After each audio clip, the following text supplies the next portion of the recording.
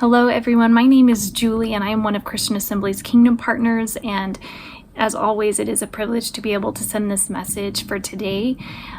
Today's daily touch point, we are in the book of Acts and looking at chapter 18. I encourage you to read the entire chapter. I want to speak though about the last couple of verses, starting in verse 24, where it's talking about Apollos, and it says that meanwhile, a Jew named Apollos, a native of Alexandria, came to Ephesus.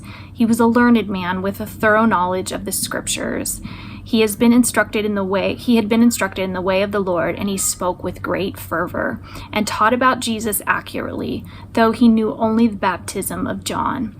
He began to speak boldly in the synagogue. When Priscilla and Aquila heard him, they invited him to their home and explained to him the way of God more adequately. And I really love this story. There's not more details than that, but I think about this man who has been trained in the ways of the Lord. He knows the scriptures. He is passionate. He's speaking in the synagogue, and he's doing it accurately, it says, or he's speaking about Jesus accurately.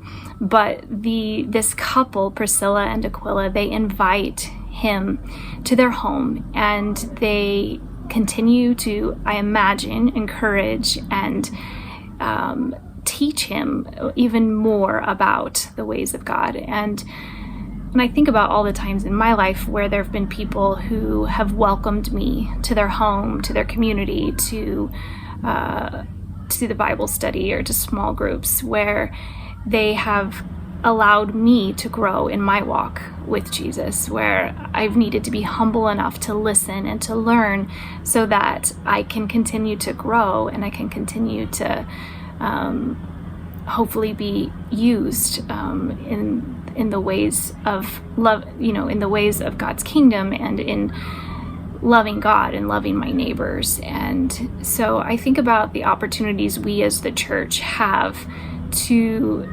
be encouraging, to be challenging, to be